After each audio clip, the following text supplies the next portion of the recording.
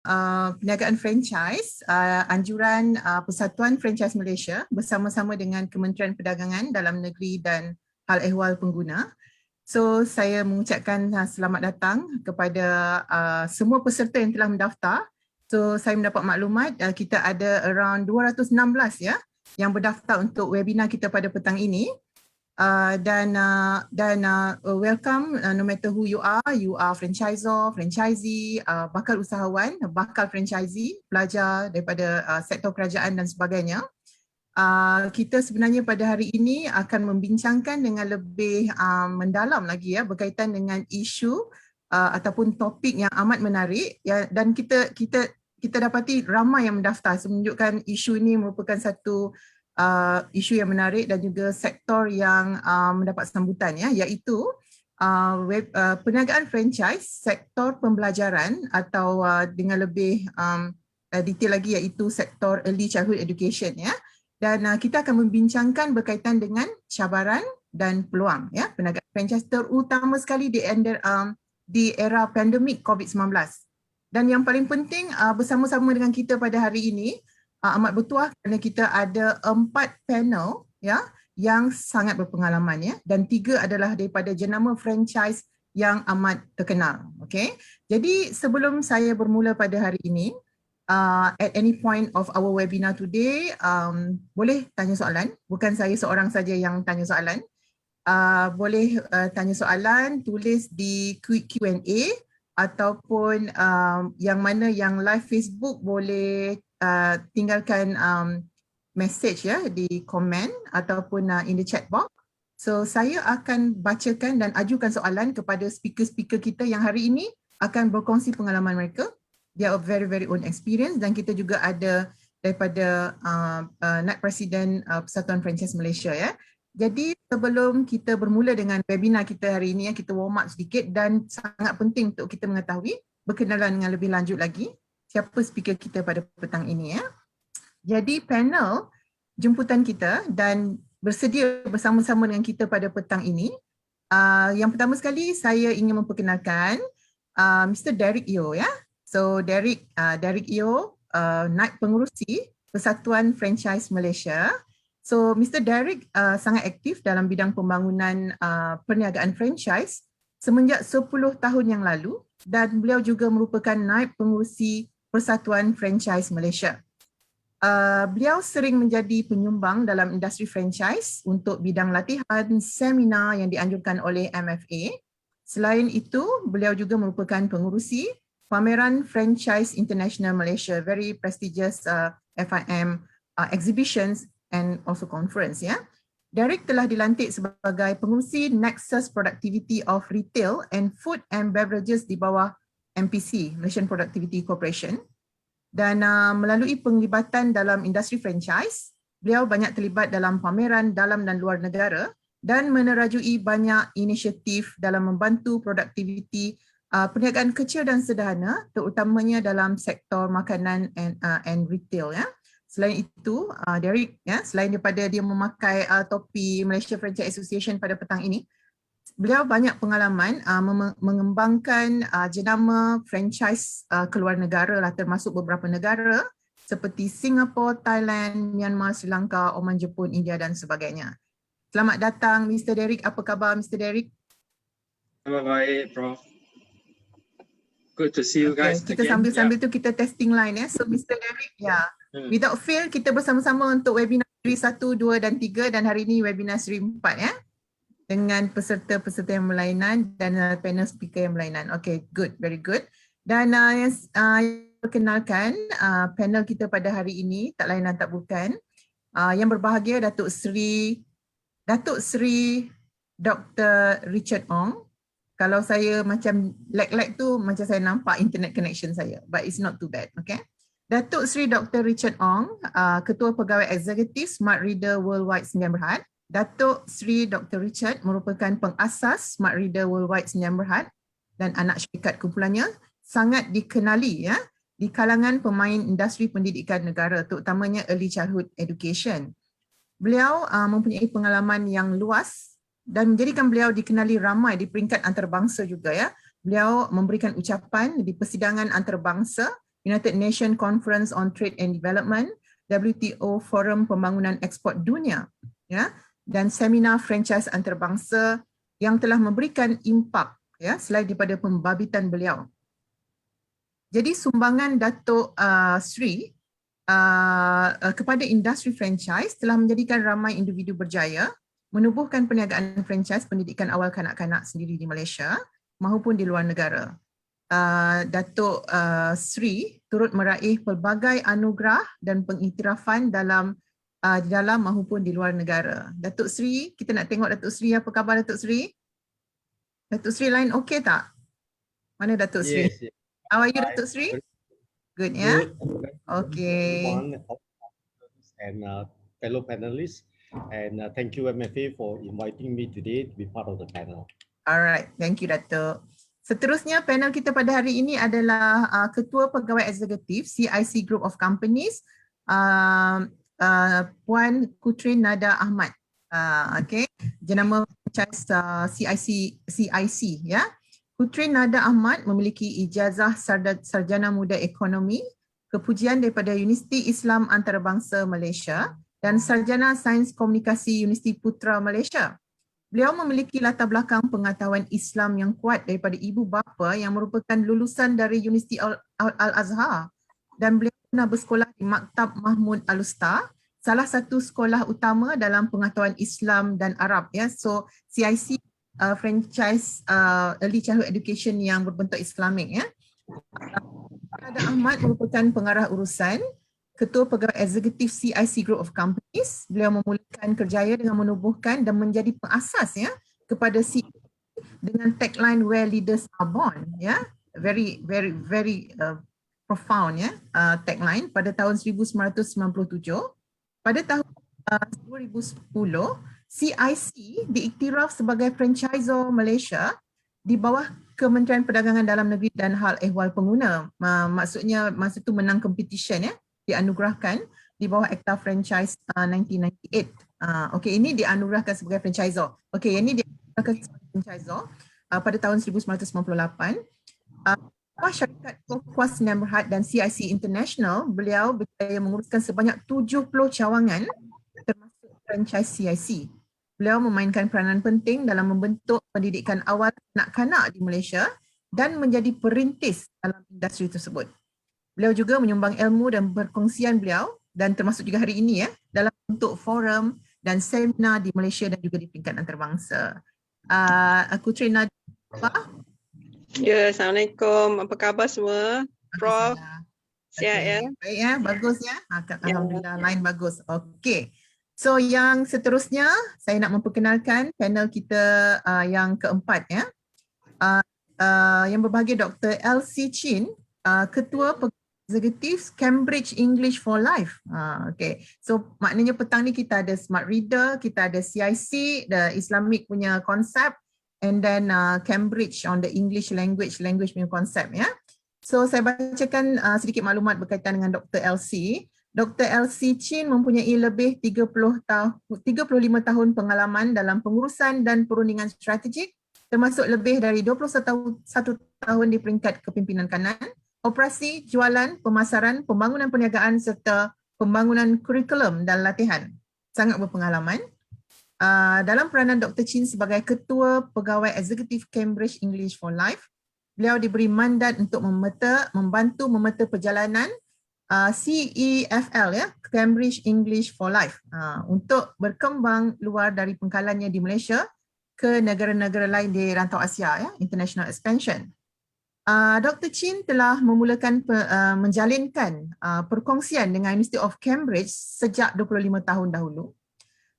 Perkongsian di antara Cambridge English for Life dan Cambridge, University of Cambridge, bermula dengan University of Cambridge Local Examination Syndicate, ke English to Speakers of Other Languages, ke Cambridge Language Assessment, dan kini Cambridge Assessment English. Dr. Chin pernah memainkan peranan sebagai pemeriksa lisan, setiausaha tempatan dan ketua pasukan. Juga diakreditasi oleh Cambridge International Examination untuk menetapkan dan menilai kertas kursus IGSE ESL, ya. Ini bidang-bidang berkaitan dengan ini, ya. English dan sebagainya. Dalam peranan beliau sebagai Master Trainer untuk Cambridge International Diploma in Teaching and Learning, Dr. Chin mengajar dan melatih lebih daripada 30 kohort guru. Sebilangan besar kejayaan telah dikhususkan di dalam bidang pendidikan sebagai guru, pemeriksa dan pentadbir. Sebagai guru sekolah, beliau telah berjaya memecahkan acuan pengamal kelas tradisional dengan usaha beliau untuk mengenalkan aktiviti bilik darjah dan pengalaman untuk membawa perkembangan dalam pentadbiran peperiksaan. Sebagai pentadbir, beliau telah membawa kreativiti ke dalam bidang reka bentuk kurikulum dan latihan guru. Apa khabar Dr. Elsie Chin? Very talkative.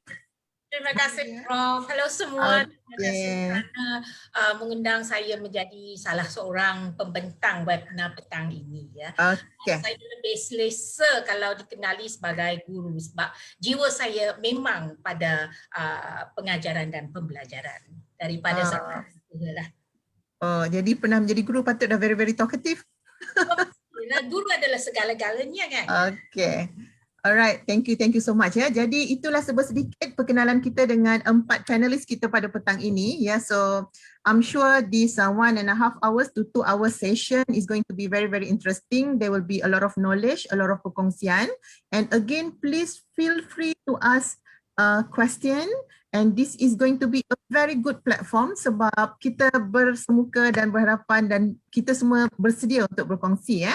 So untuk memulakan webinar kita pada petang ini, kita santai-santai, Dr. Elsie, Puan, Qutren, Derek dan juga Datuk Siri, saya nak ajukan dulu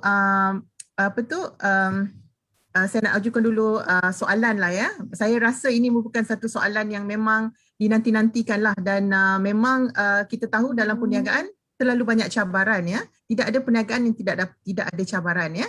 So hari ini kita berkata tentang sektor pendidikan awal kanak-kanak, pendidikan ya, early childhood education. Kita mulakan dengan Dr. Elsie lah. Dr. Elsie pun dah nampak bersedia ni.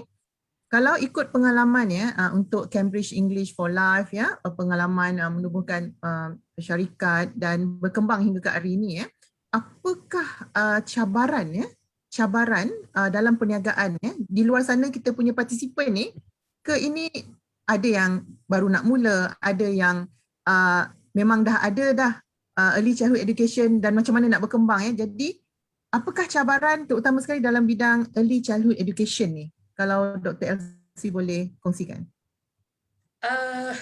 Okey, boleh, saya akan cuba, tetapi bidang saya lebih kepada pengajaran dan pembelajaran bahasa Inggeris ya, daripada early childhood. Itu bukan forte saya, itu forte Datuk Seri lah. Okey, so saya akan mengupas cabaran untuk perniagaan dalam dunia pendidikan, khususnya pengajaran bahasa ya, dan speciality untuk CEFL ialah of course Cambridge English, dan bukan English mana-mana, tetap Cambridge English, dan Cambridge English untuk bila-bila ialah untuk for life. It is for life ya. Bukan hari ini belajar, esok pulangkan kepada cikgu ya. Boleh diaplikasikan ya. Jadi cabaran utama yang harus dipastikan selain daripada yang amat penting, soalan yang pertama ialah apakah modal saya? Okay, so sudahlah tahu modal, baru kita boleh sekarang menimbang perkara yang kedua, iaitu apakah jenis pembelajaran yang akan dilalui oleh pelajar. Bukan apa yang saya hendak mengajar kepada pelajar, tetapi apakah pelajar akan belajar hari ini. Ya, adakah yang untuk boleh meluluskan ujian di sekolah ataupun boleh digunakan dengan pemikiran sendiri. Itu yang penting. Selepas itu, apakah bidang pembelajaran yang hendak kita uruskan? Adakah robotik sains, adakah STEAM, adakah bahasa Inggeris, matematik? Itu terpulang kepada the expertise pengusaha produk itu. Yang amat penting ialah struktur dan reka bentuk. Yang pertama kita hendak tahu ialah reka bentuk itu adakah sesuatu yang boleh digunakan di bukan sahaja pada segelintir pelajar ya, tetapi pada semua lapisan pelajar, because pelajar itu berbeza. Walaupun di sekolah kita tahu ya, dalam kelas tu okey, pelajar tu semua umur 10 tahun, tetapi kalau menjalankannya sebagai satu perniagaan di dunia pendidikan, pembelajaran yang diberikan tidak seharusnya mengikuti usia pelajar. Mesti pada tahap kebolehan pelajar itu. Barulah kita boleh dirikan foundation yang kuat.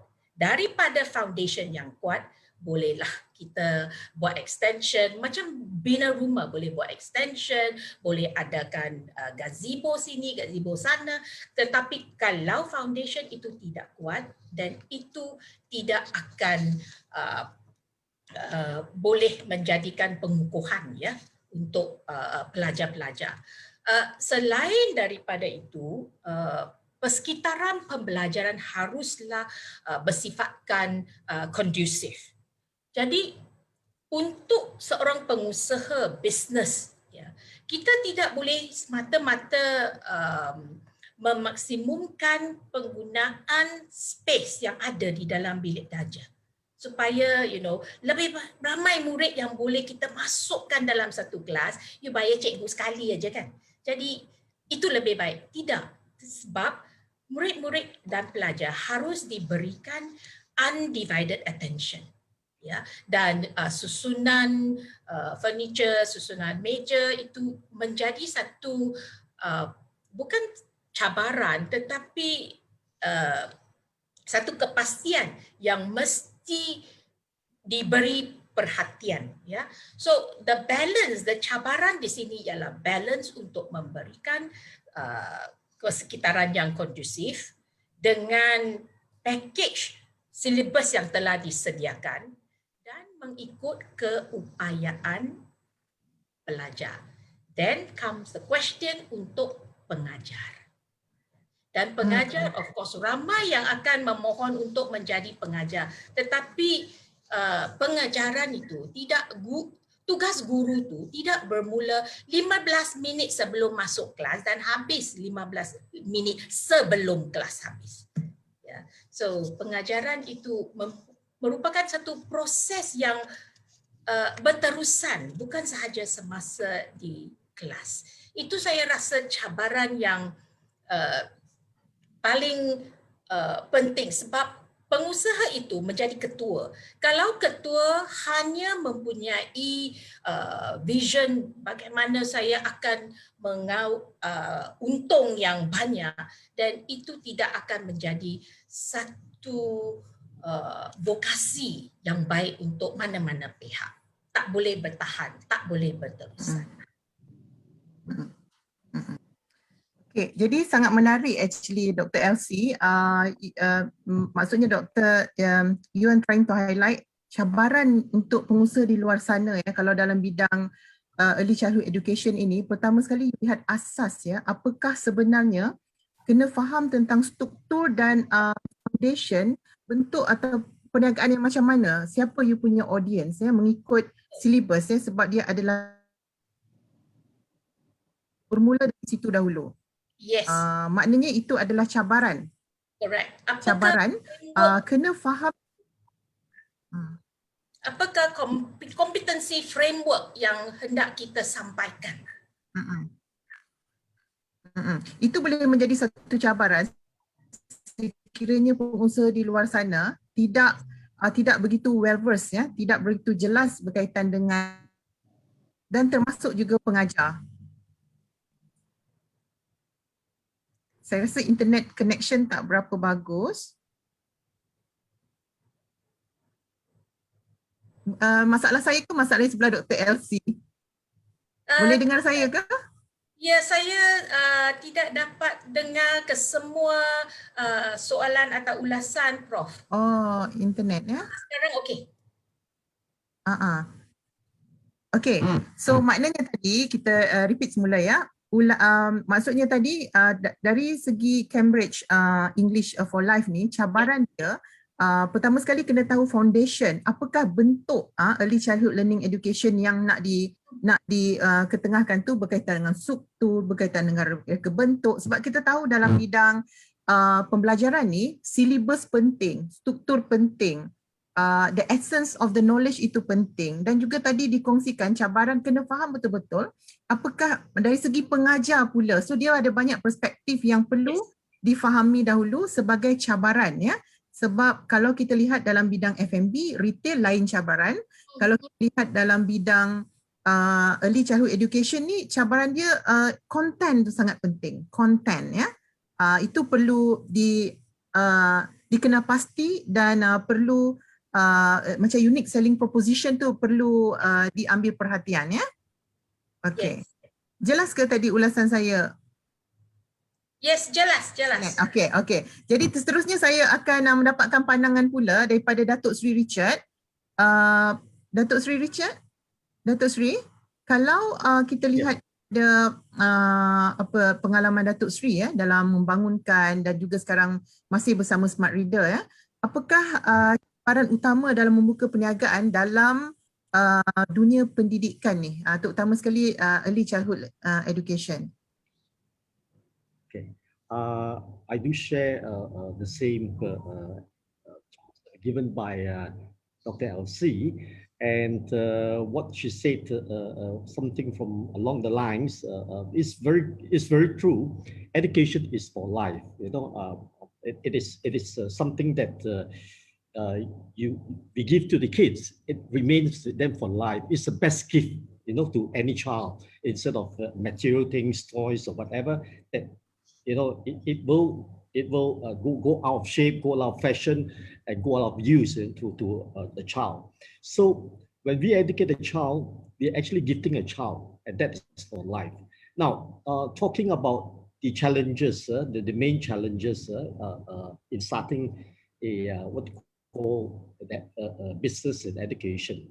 Of course, basically, as what also has been said by her, that it is crucial that the product that we have, you know, the contents, what is the outcome that we look at, you know, that when the kids come into our doors and by the time they leave us, you know, we have to ensure that they have achieved a certain level, that they're competent and they go off to school. We do not under-educate them, neither do we over-educate them, because over-educating a child could lead to boredom as well, all right? Because out there, I mean, we have to look at the masses as well. We are not a center where we only pick special children, geniuses or whatever, to make them into superhumans or whatever, but it's general education for everyone. Well, again, education is ever evolving. So another main challenge I would say would be updating our content, our syllabus. I mean, we have to stay abreast with whatever that's happening throughout the world. Every time we would see these new researches coming up about where, you know, the new thoughts, new ways of doing things, you know, and it is challenging. One good example is what we're experiencing now, the pandemic. We call it a new normal. It's a new thing altogether. We are all learning through it, you know, how we should do things now, how we should correct ourselves to suit whatever that's going to happen. Now, this will begin history for us. It's the first pandemic that those who are alive that we experience this, you know. There has been talk that it will come back again. So it is part of those challenges that we have, you know, in the business itself. We have to come forward, we have to design, we have to upgrade, we have to reinforce, you know, that, and it is through us that I believe the future, the children of the children now, they are our future, and they will learn from what is happening right now. So this is one of the very important challenges that we have. Now, on the other part, obviously, to start a business, we need people who are experienced, people who have that passion, that love, that passion. Well, I have come across participants that came out to me during past conferences, and they said, I have money. What would you recommend me to do? You know, what kind of business would it be appropriate for me? Well, I'll put it first as passion. Anything done with passion is always done right, done the best. You know, it's like if you have a passion for cooking, you will spend time, you will try to reinvent it, you try to come up with a different taste, you know, something different from the rest. So passion is very, very important. So this is again one of the challenges that we look at, you know, that we want the people who are working with us to share that same passion, that love in getting the business done correctly. So of course, management of staff and all those things, again, it's again one of the challenges that we face in setting up the business and all that. Now, talking about that, I would also like to put forward resilience. You know, now in such a time where we are facing a pandemic around the world, I think resilience is very important. How to go about moving ourselves, shifting ourselves to counter what's happening around us. We have to, as I said earlier on, reinvent things. We have to do education online. We can't start a physical class at the moment, right? So these are new things, new challenges that comes about in the business itself. Now, of course, starting the business, it would mean also a proper funding, proper management, ensuring that not everyone working along the same line. Now, when you have a big group of people, a big group of franchisees, it's all about management of people. They have their own thoughts, their own way of thinking. So we have to continuously guide them. We have to continuously get that back in line with the business and not get themselves getting disorganized or being led into thinking of other things. You know, but we have seen. I mean, I won't say that everyone of the franchise business is foolproof. There's no foolproof thing in this world, right? We do see people fail. Why? Because the thoughts become divided. So it's very important. These are also challenges that we face, you know, in doing up the business. We have to ensure that the people that come into you, they believe in your ideas, they believe in your thoughts, and they follow your system. They do not deviate from it. So these kind of challenges are very, very, very important that we have to overcome. We are also learning ourselves from the experiences. We see things, seeing people coming up with different style, techniques, and all that. So again, we continuously look at getting things organized and done in the same manner as everyone else in the franchise fraternity. It is very important here. Right? So I think I want to take up so much of the slot time that the other panelists will have something to add on to whatever we come forward. Yeah, Thank you. It's okay, Dato'. Dato' Sri. And then Dato' Sri mentioned about the same thing dalam perniagaan franchise, perniagaan early childhood education, content, concept, syllabus, system, and what you bring to the client is going to be very, very important. Termasuk juga yang Datuk Sri kongsi, pengajar ada passions ya, itu semua penting ya. So itu macam merupakan satu produk ya dalam early childhood education ya. Very important. Tapi macam mana pula, sebelum saya beralih kepada Puan Qutren, cabaran dari segi itu dari segi konten ya, tapi dari segi ekosistem sendiri, seperti dalam early childhood education ini, dia tak sama macam contohnya retail ya, di mana customer itu adalah consumer. Di sini dia ibu bapa ya punya expectation, dan ibu bapa tu perubahan kepada demografik expectation tak menjadi satu cabaran yang boleh menjadi panduan kepada pendengar kita pada hari ini, Datuk Seri? Pada pengalaman Datuk Seri tu, perubahan expectation pelanggan dalam early childhood education ni berubah dan organisasi perlu adapt very quickly. Well, I would say parents, I would think that everyone would agree with me. Everyone is very, very anxious to see that the child learns everything one day, right?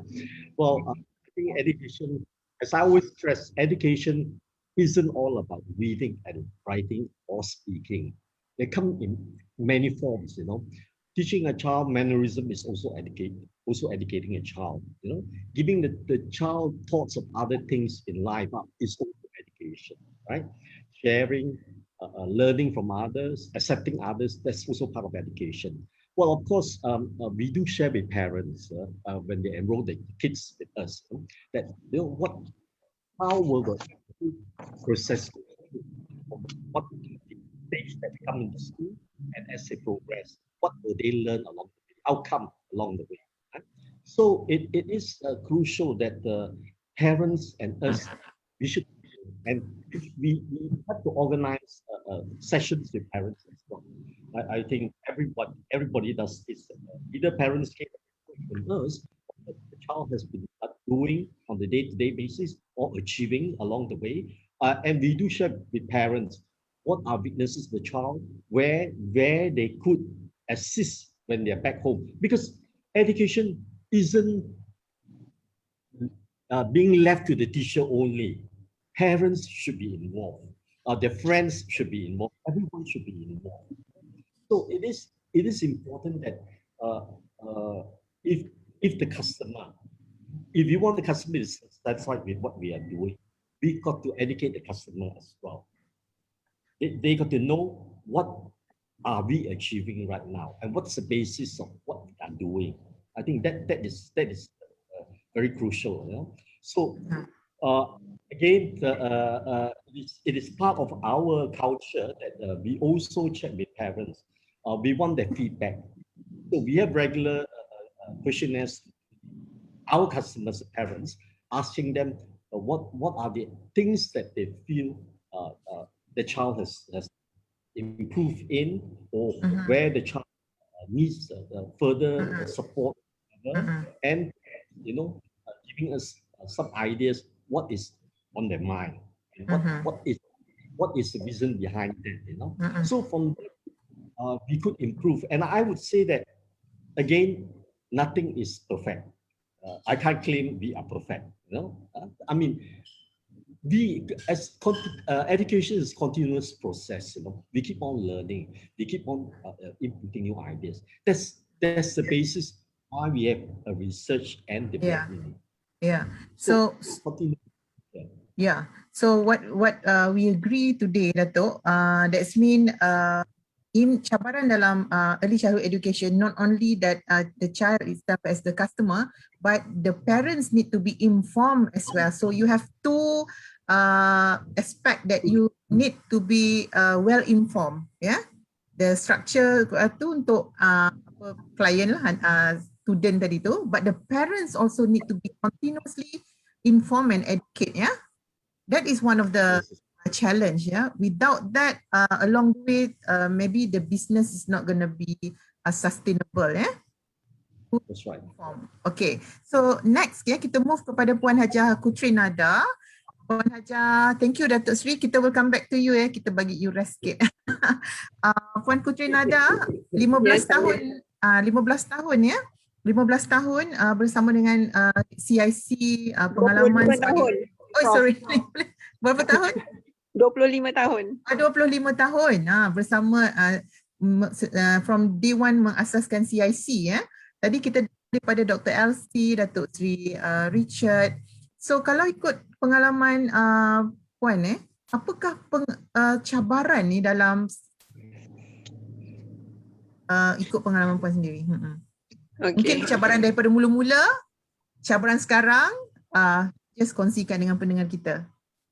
Okay, yes, Assalamualaikum and selamat tengah hari pada semua. Bercakap tentang cabaran, saya rasa tadi Datuk Sri dan Dr. LC pun dah cakap banyak tentang content. Ya, of course, bila kita nak buat bisnes, sama ada business education atau apa, kita akan perlukan produk ataupun konten. Kalau dalam konteks pendidikan ni, konten lah. Konten yang betul-betul viable, betul-betul berfaedah untuk customer kita kan. So untuk student kita. So I'm not going to talk on the content anymore, but as on the perspective of the business pula. On the perspective of the business, bagi saya, education business is actually a service business. So when we talk about service business ni, kita punya challenge is to maintain high service, quality service at all time. So saya stress dekat at all time.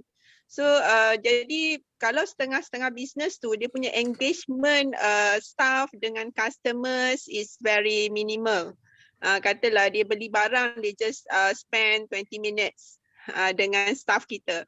Tetapi kalau education, engagement of our staff with the customers or with the parents and students tu would be long duration.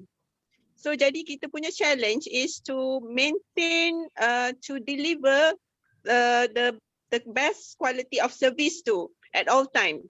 So jadi yang itu kita, meaning that siapa yang nak invest on business education ni, dia perlukan bukan sahaja modal kewangan, bukan sahaja financial capital, tetapi dia perlukan human capital, means that dia perlukan ada modal insan. So dia jadi dia bukan sahaja harus kira about money and sense, tetapi about bagaimana dia nak educate the people. So dia bukan educate the students saja, dia educate the parents, educate the community. So that is I think that is a very challenge. How one entrepreneur, when they open a education center, they have to ensure that all the team dia, all the staff are all skillful and they can deliver the best service at all time. So jadi tapi we can see that this is the challenge, tapi we can take it as an advantage also, an opportunity, because this business cannot be automated and cannot be duplicated or cannot be offered by computers. Not the same. Yes. So it's really relies on human being. So that is an advantage to those who have the human capital lah, yang ada boleh mengajar dan boleh mendidik, suka mendidik dan sebagainya. So that is the capital that we have. So sebagaimana yang kita tahu, normally if you want to go fast, we go alone. If you want to go far, we go together. So that is where how the franchisor or a large company can help you. You know, not only to deliver the content, but also to help us to support each other on how we're going to be able to deliver the best service at all time. So I think that another issue about. Okay, I highlight about the service issue. Another issue is on the time.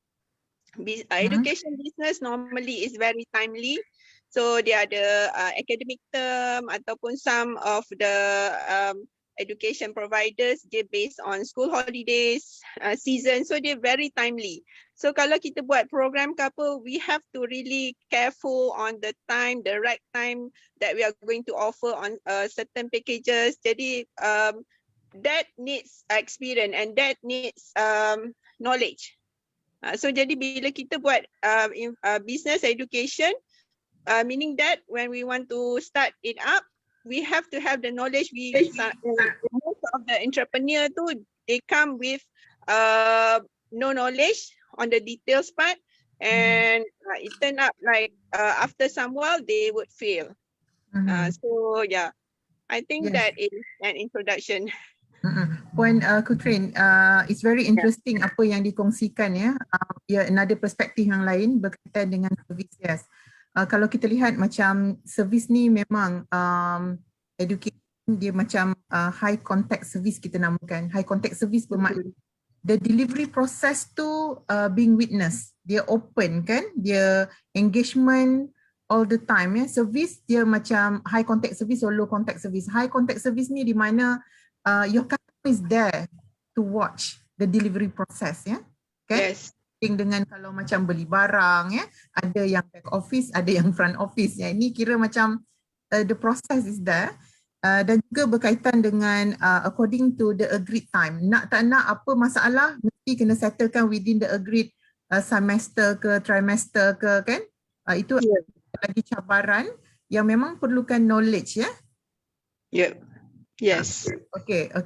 Alright. So ada apa lagi nak tambah Puan Qutren? I think kalau kita nak siapa yang nak membuka bisnes, especially on education ni ataupun mana-mana bisnes, definitely kita kena buat planning, kena buat working paper, kena buat test the product and then kan, so test all those content semua yang kita nak buat.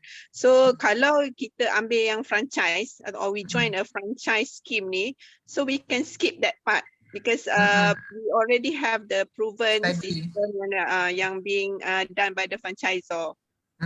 Kalau saya nak dapatkan sedikit pandangan daripada Puan Qutren berkaitan dengan cabaran, berkaitan dengan competition ataupun the competitiveness of the industry ni macam mana?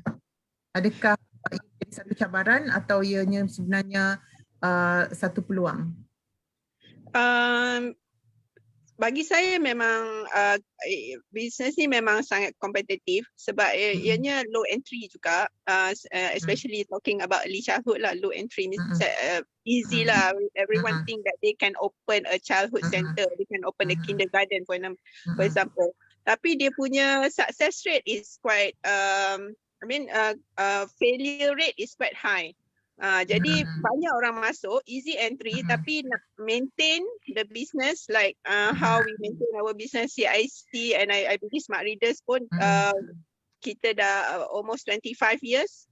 So it's not easy lah, means that it's not easy. It's very competitive. Tapi it is very if you know how, then it's easy because the customer base a lot, you know, after the awareness, also this urbanization, we believe that our people had already had the awareness to give the better opportunity to the children. So meaning in terms of market tu tidak ada masalah ya, because the awareness level, parents are always want to give the best for their children ya. Okay. Okay, nanti kita come back to Puan Qutren. So kita nak beralih kepada, thank you Puan, kita beralih ke soalan seterusnya ya. So sebagaimana yang kita tahu tadi kita bercerita tentang cabaran utama berkaitan dengan dunia pendidikan. Now apakah faedahnya perniagaan franchise itu dan kenapa kita perlu beralih ciri-ciri franchise itu menyebabkan early childhood learning education ni menjadi lebih resilient for example, dan juga apakah peluang perniagaan sektor franchise musim pandemik, kerana kita tahu bahawa pandemik ini telah bukan sahaja all sector are affected kan, all sector are affected. Jadi apakah peluang daripada pengalaman ya sektor pendidikan early childhood learning education musim-musim pandemik ni dan bagaimana actually franchise system itu membantu. So saya minta Dr. Alice dululah. Tak sabar Dr. Alice nak bagi pandangan Doktor. So cabaran ataupun peluang perniagaan franchise dalam pandemik, bagaimana peluang perniagaan franchise dan bagaimana sistem franchise membantu untuk perniagaan sektor pendidikan early childhood education ini terus berkembang. Boleh kongsikan? Okay. Pada awalnya, sebelum saya start Cambridge English for Life, saya pilih bidang pendidikan sebab saya rasa bidang pendidikan itu satu bidang yang boleh resist recession, yang recession proof. Okay. Tapi sejak bulan Mac lalu, saya telah dibuktikan bahawa bidang pendidikan itu bukan pandemic proof. Lagi satu cabaran untuk kita semua. Ya. Okay. So then pada pendapat saya, sektor pendidikan boleh dikatakan terselamat juga sebab pengajaran masih harus dijalankan, tidak boleh berhenti walaupun di mana-mana, ya. Dan pengusaha harus lebih agile, dan overnight kita harus keluarkan silibus untuk menjalankan pengajaran secara maya atau online. And you find all staff, I think Qutren, Datuk Sri will agree, all staff bukan sahaja hands on, overnight sampai 2 jam aja dapat tidur. Everybody overnight, because parents yang sudah menggelabah. Semua have to stay at home. And then at that time kan, cabaran yang paling penting ialah bukan di semua rumah, di semua keluarga mempunyai device untuk setiap seorang anak. Malah ada yang harus share. Tetapi kelas-kelas dijalankan pada masa yang sama. And then parents pula bekerja di rumah, working from home, guna device yang sama. Itu ialah cabaran yang paling penting. Then of course dengan stimulus yang dapat daripada kerajaan, and then a lot of other facilities yang I would say individual sekolah yang berikan kepada pelajar, dan untuk pengusaha franchise yang secara swasta ini memanglah kita menyediakan laptop untuk digunakan oleh tenaga pengajar. So not too bad. Tetapi masalahnya ialah platform yang mana? Berapa lama jam? Face to face 2 jam tak apa. But now, kalau online you cannot do 2 jam straight. Itu again, because of the pandemic. And then kalau dia anak muda, parents kena duduk bersama. Dan murid suka sebab mereka bukan nak belajar, nak tunjuk kawan kan, di mana semua patung mereka tahu. Bilik dia. Tijik dia line up kat belakang tu. So they very happy. So and then attention span budak-budak, ya. Now walaupun ada gangguan pada proses pembelajaran yang formal yang dijalankan di sekolah, kian lama tu sudah menjadi bahagian daripada hidup kita kan. Bangun pagi, berus gigi, pergi sekolah kan. Lepas tu balik sekolah. Tapi sekarang pendidikan harus dijalankan di rumah. Ya. Saya rasa pada masa ini ramai ibu bapa telah cuba mengajar anak-anak sendiri. Okay? Dan for the first time mereka betul-betul memahami bahawa tugas guru itu bukan senang. Sebab susah kita nak mengajar anak kita sendiri. Especially yang kalau anak-anak sudah biasa dengan cara guru mengajar di sekolah atau di kindi, di mana-mana. Bila balik ke rumah, bila diuji oleh ibu bapa atau siapa-siapa, cara mengajar tu dan cara soalan ditanyakan, budak-budak kita tu tidak akan menjawab. Sebab cara dia lain. Ataupun, especially in CFL punya case, our teachers teach very differently. The way they speak, they're different. So you get parents who have never had any experience teaching their own children, and then out of the blues, yeah, especially when bahasa Inggeris bukan bahasa signifikan di rumah, yeah, out of the blues, they decided to use English to teach their children and ask questions. The children will not answer because that's not the way my teacher speaks to me. So, adakah cara saya menjawab ibu bapa saya itu akan memalukannya ataupun akan mendatangkan satu konfrontasi yang tidak sengaja. So, children will choose, to be quiet. They're quite smart and very emotional, right? So, Dr. Alice, so meaning that you are saying dalam musim pandemik apa yang telah berlaku, ya, although starting March 2020 kita ada hiccup sedikit, but now we pick up very very fast, as you mentioned that education need to progress, perlu diteruskan. So maknanya memang ada opportunity dan peluang musim pandemik untuk perniagaan early childhood education berkembang, ya. Yes, but kena proaktif. Pengusaha cannot sit back and hope for things to get better sebelum kita mencuba sesuatu. Okay, So in that case, bagaimana kalau ikut pengalaman Cambridge sendiri bahawa memang ada banyak peluang. So bagaimana konsep perniagaan franchise untuk Cambridge English for Life, konsep perniagaan franchise membantu dalam menangani pandemik, so business progress as usual. Sistem franchise itu sendiri. Bahan pengajaran harus diperbaharui. Okay. Kena revamp. We have to revamp. That's why my staff sometimes only 2 hours sleep. So bila franchise tu maknanya franchisor akan buat dan dia akan benefit the franchise lah. Okay. Kita upload and then kita buat online coaching for the teachers. Yeah. And sometimes teachers do, you know, not everyone have access to full internet, because especially kalau work from home too, then you know our internet rate bukan murah, ya. So that is another issue.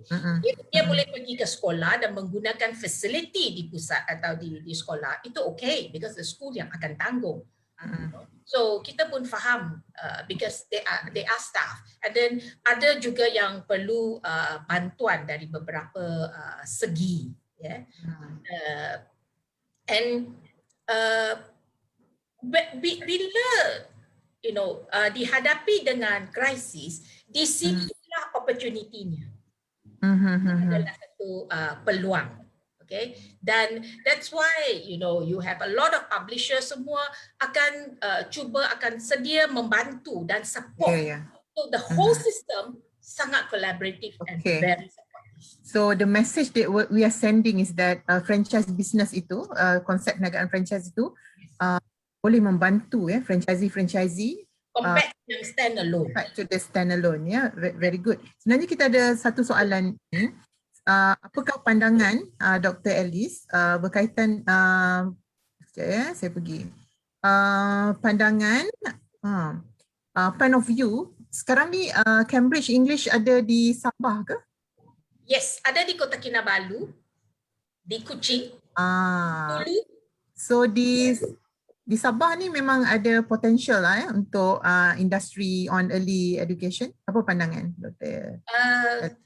Yes, of course. Di mana-mana education industry like Qutren, Puan Hajah dah memberi pandangan tadi, the opportunities ada. Cuma passion dan komitmen kita sahaja yang menjadi halangan. And then of course the knowledge. But kalau sedia ada satu franchise yang boleh kita menjadi bahagian ahli keluarga, we join. Rather than because experience orang dah ada. Okay, so it saves us a lot of time. Okay, itu pandangan Dr. Alice, ya? I feel because on your own, bukan sahaja you open a center, you find a corner house, you start your kindy, 8 o'clock parents come in. No, what are you doing about child protection and child safety? What are you doing about children with allergies? How do you control that? But if you go with someone yang ada pengalaman, yang ada experience, that is why you pay a franchise fee. You pay for the experience, you pay for the knowledge, you pay for the mistakes that we have all encountered, you pay for the agony, the pain that we have gone through. See? Right? Yes. Yes. And don't think that take all the money. No. We save you from the problem, from the agony. You see? So we are sharing with you a product. We're sharing with you something we took years. I've been in this industry for 35 years. Cambridge English for Life has been around for 20 years, you see. So bukan calang-calang brand lah, I would say. We have put in a lot of blood, sweat and tears. Yeah, it is an established brand that is why it is sustainable until now, yeah. Okay, thank you Alice pandangan. Puan Qutren, bagaimana pula pandangan CIC sama ada dalam keadaan pandemik ni, apakah peluang franchise musim pandemik ni? Kita tahu dalam keadaan pandemik macam-macam dugaan yang telah dilalui dan bagaimana konsep perniagaan franchise ikut pengalaman CIC sendiri membantu ya untuk terus resilience dan terus dapat menghadapi momen-momen yang agak kritikal ini. Pandemik ni tak payah cakap lah. So it's really apa panggil lifetime experience lah, century experience lah kan. So jadi alhamdulillah kalau konteks CIC tu alhamdulillah actually before pandemic lagi I've been talking about online classes.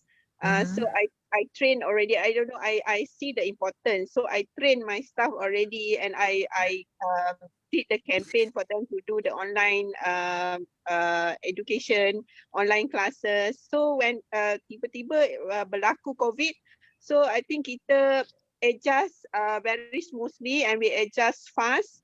And alhamdulillah we deliver our services, our classes to efficiently and satisfied our customers very well. Cuma the challenge during pandemic ni is on the collection. Where our parents are all satisfied, but some of them lose the job, you know. So jadi collection tu quite a challenge lah, because I would say that almost our sales almost our collection, it's not our sale, our collection drops because of parents starts to feel the impact. Tapi bercakap tentang peluang perniagaan dalam musim pandemik ni, I would say that pandemic ni dia punya long term effect tu memang panjang lah. I mean, dia akan effect panjang. Dia akan mengubah cara kita belajar ataupun kanak-kanak belajar. And then kita boleh lihat banyak lagi lesson, courses atau disiplin baru yang keluar selepas norma baru ni. Because we need more soft skills. We know that our student yang young children nowadays ni, dia punya attention span is very short. So we have to facilitate their learning. So meaning that we don't want them to be in the lost generation. So meaning that memang perlu. Memang perlu, pendidikan sangat perlu, tak kisahlah whether the budget is tight or not, affected by pandemic ke apa ke, budget education sangat perlu. So meaning that potensi business untuk education during pandemic or after pandemic, post pandemic tu memang sangat tinggi. Cuma bercakap tentang business, kita kena faham business is about having the customers. So jadi customers tu ada ke tak? Jadi dalam basically memang customers education for education business, dia punya base memang besar. Cuma macam mana kita nak penetrate the market. Jadi kalau bercakap tentang franchise, I would put in a simple abbreviation. Normally when I talk, I would talk on 6 things. STIFA. STIFA is my abbreviation I did for myself. STIFA means S is starting up a business.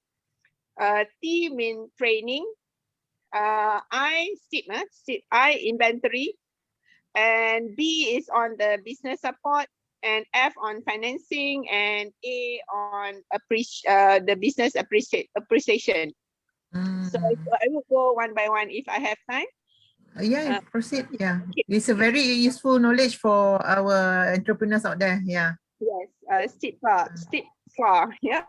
Okay. S is starting up. So like I said in the previous slot just now, kita nak start up a business ni, it takes us a lot of things, and then sometimes kita tak tahu so many things. So jadi at the beginning, starting up tu is quite a challenge because we need to do the working plan ataupun working papers in detail, but with a lack of knowledge. And then kita kena conduct market research, kita kena create viable products, viable content kan, and then kita kena test dulu market, and kita kena tahu whether market suka ataupun aware tak tentang keperluan produk tu kan, especially on education lah. Contoh macam what I've been doing in CIC, contohnya kita introduce new maths. New maths, our new maths tu is on logics. Definitely dia bukan just numbers. It's about logic, how we train our student on logical thinking. Kan? Tetapi market mungkin tak ready on that. Although in certain countries, market menerimanya dengan baik. So jadi kita perlu ada research, kita perlu test the market. Jadi it's not easy. Jadi kalau kita beli franchise, bahagian starting up ni, bahagian S ni, starting up ni, the major part tu dah being done by the franchisor. Okay, so number 2 is on training program. So what we have been doing all these years, Dr. LC kata tadi 30 years, 20 years, what we have been doing. So what we did is training. What we did was the training kan. So this training program helps the new entrepreneurs to start right away the business in a correct way, without the needs to go through our failures. Kan, okay, training. Number 3, why we franchise is very important is on the inventory. Where normally the franchisor will buy large of inventories, so they can get the best price. And the franchisee maybe need not to keep those inventory at their own cost, kan? So jadi kat sini inventory helps on how the franchisee can manage their stocks, can manage their costs. Yeah, okay. And then business support. Business support. So I'm not talking on the content only, meaning that it's not about teaching saja. It's about how we're going to maneuver our business, kan? So jadi we need business knowledge, and we need help from our franchisor to do the branding. Maybe franchisor help also on the market analysis, on the strategy, on the campaign, and on sales forecasting. And some franchisors sometimes would advise on the account status of the franchisee as well. So not only the teaching content, but also on how that the franchisor can give the business supports. Cuma tak boleh lah setengah franchisee sometimes dia orang expect franchisor tolong in the sense that dia tak payah buat apa-apa.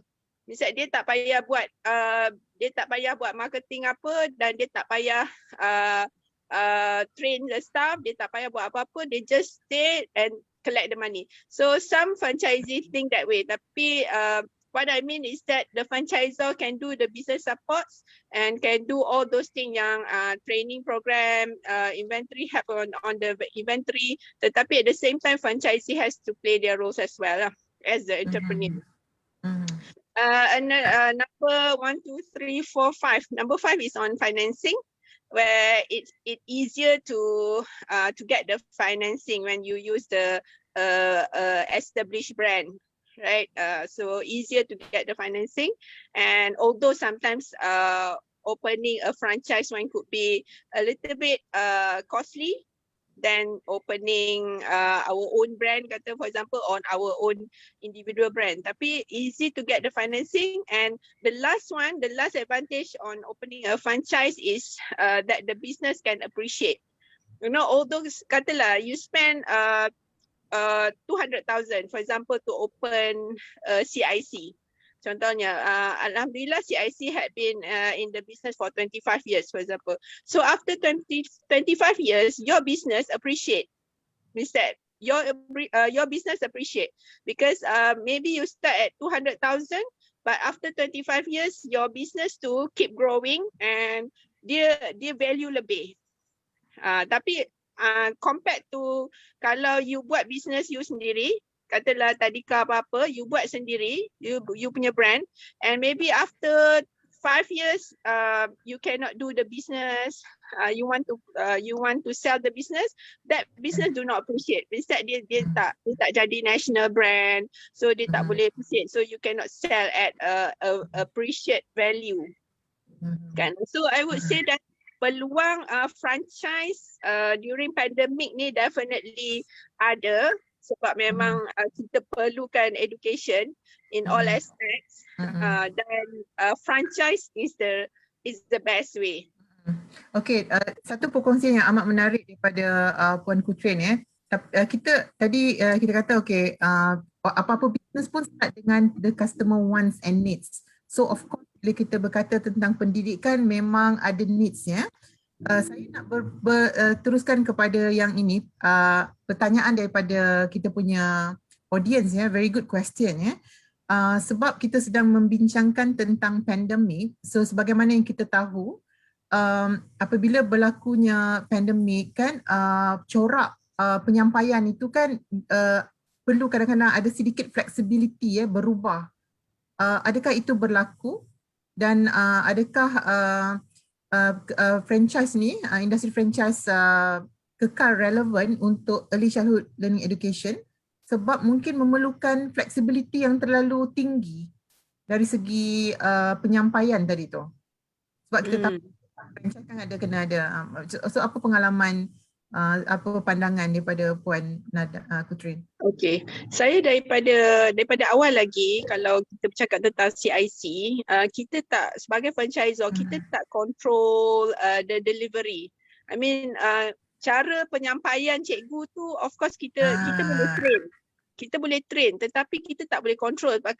That's why saya kata this is not the business that automated ataupun is on macam robot ke. Dia memang perlukan skill seorang guru tu juga untuk deliver. Tetapi what we can control is on the content.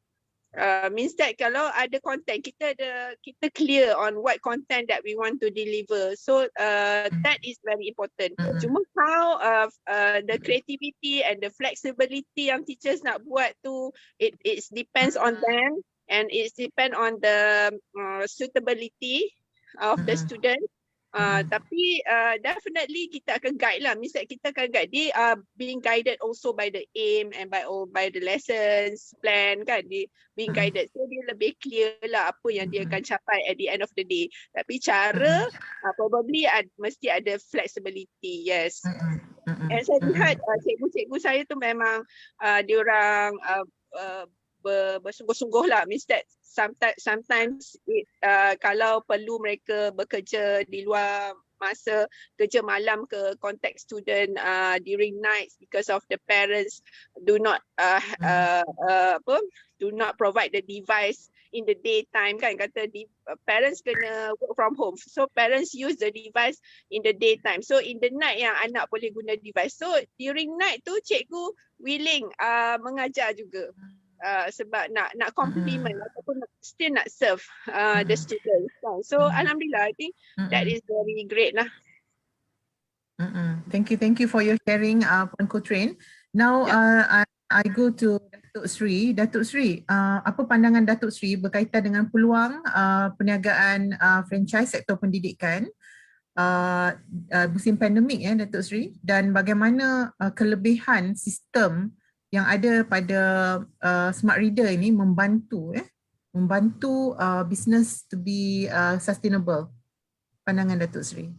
Well, I would say I think everyone know that education is very, very important. It is part of our lives where we learn things and we grow into.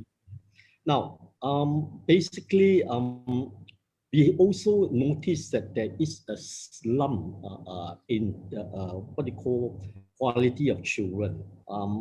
You could see that because of them not going to school, that they have not. I mean, you could see the quality has deteriorated to some extent. Yeah?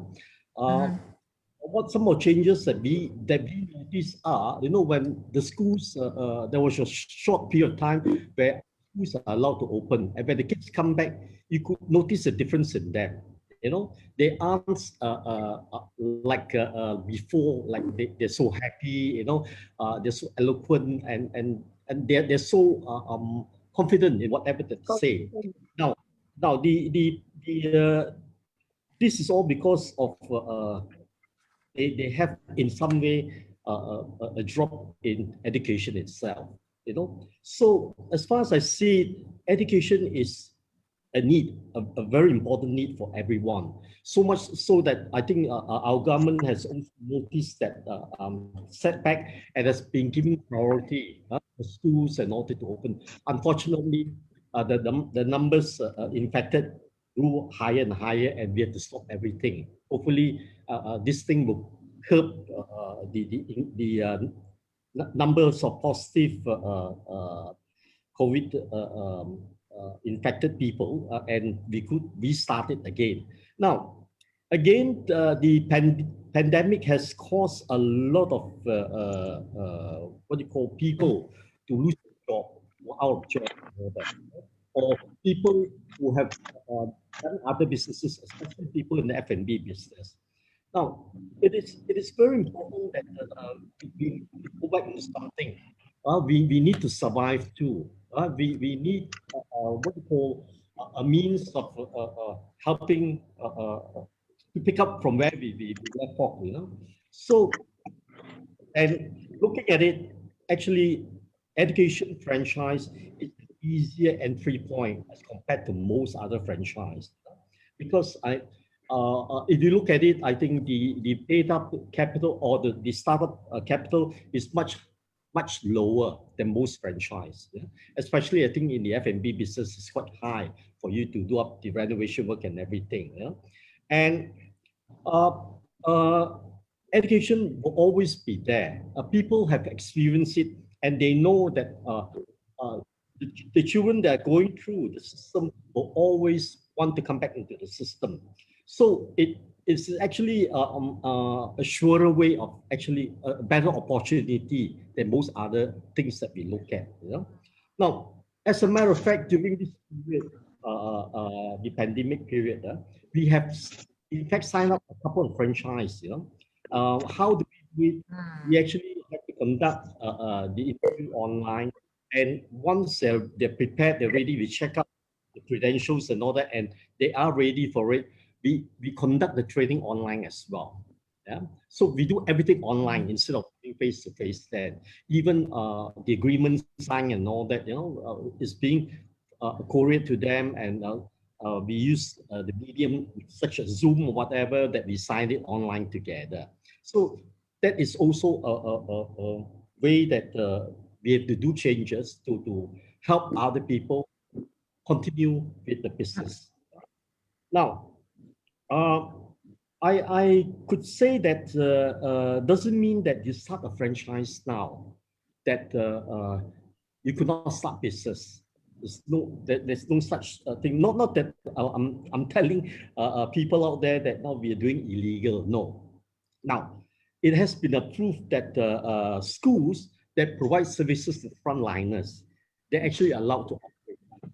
So what happens is that if you have parents and all that are frontliners and they need to send the children to schools, you know, they can actually send to these schools or to our schools, you know. We accept frontliners, and we actually, in our way of helping frontliners, we actually offered them some discounted rates, you know. That's our way of appreciating what they are doing as well. It's not so much of trying to pull them in, getting the business or whatever, but we felt that we owe them something in return for whatever that they've sacrificed, you know. Now, again, the other fact that we ponder is that when you start a business during this time, you know, some of the highest expense in any business is still rental. And there are plenty right now out there to be offered for rental and at a much cheaper rate as well. You know, well, again, as I said that once the business sector is allowed to operate, we could see a surge. Just like when the government has allowed what you call F&B to start operating. I believe Derek could attest to that. Suddenly you see a lot of people walking into restaurants, dining in, and all those things. They miss that kind of things, the activities. In the same way, I would say that once the pandemic or the SOP allows us to operate, you could see them walking back into school again, because the children are restless. How long can they stay in the house? If you have a child in the house, running a house, I think not only the children are restless, you would feel very troublesome. You can't do your work. How do you work at home when you have kids running in the house? You can't. You have to tend to them. You agree? So, parents are also very eager to see to it that the kids should be going back to school again. At least they could get the chores in the house done, and they could do their office work or whatever in the house. Otherwise, if a child's running all about, screaming in the house, you just couldn't concentrate at all, right? So now, as I said this, I put it that education is still something that very much sought after, and especially, I mean, if there are centers that are also offering additional tutorial and all that, I think the young children out there needed that very badly. They have actually moved backwards instead of forward, yes, I mean, we can talk of using the internet or whatever. I mean, look at it today. All of us are on Wi-Fi internet, yet we have problems, right? We have issues like Slack, signals, and sometimes we can't hear each other. So that's the problem that we face, The kids cannot be staying home all this while, So as part of it, if we are able to educate our franchisees and the people who are doing our business, that they should be resilient. You should go through it. There are areas that we can still work through, we can still go through, and obviously, I mean, there are many of these grants and all those things that the government are putting forward to help people tide over. So take the opportunity, get into this, tide yourself over, be resilient, and when we get started again, you will see it flourish. That's how we look at it. Okay, thank you. Thank you for your insight, Datuk Sri. So we have heard from all speakers just now that peluang perniagaan franchise dalam sektor early childhood learning education ni memang akan flourish lah, dan peluang memang ada, dengan especially with the support system the franchise itu sendiri, they are very positive, and because of the franchise system, the brand, the structure, the content, so those are all the strength that it's possible for the business to sustain. So now we go back to perspective from Persatuan Franchise Malaysia. Mr. Derek, tadi we have heard from the speakers berkaitan dengan peluang perniagaan franchise. So pada pandangan Mr. Derek, from perspective of Persatuan Franchise Malaysia, untuk pendengar di luar sana, peluang ada. Bagaimanakah mereka sekiranya mereka ingin memulakan perniagaan dalam industri franchise, early childhood education, apakah yang mereka perlu lakukan terlebih dahulu, dan ada juga kita dengar bahawa pendidikan ni, sektor pendidikan ni lebih mudah daripada sektor-sektor lain. Jadi apa pandangan Mr. Derek? Okay, can you hear me, right? Yes. Okay. I think we have a very interesting session today. Sangat-sangat teruja dengan semua pendapat orang yang sangat berpengalaman kat sini, So I think mereka, all these Datuk, Sri, Dr. and Puan sudah cover most of the points that I want to talk about just now. Basically pengalaman 3 brand ni bukan hanya dari segi pengalaman berapa tahun, tetapi dari segi falsafah mereka, kalau kita nak menjalankan sesuatu perniagaan baru, kita harus mempunyai passion ataupun kehendak itulah, sebab apa yang dikatakan dari Puan tadi, selain daripada capital, financial capital, human capital is important, and then commitment.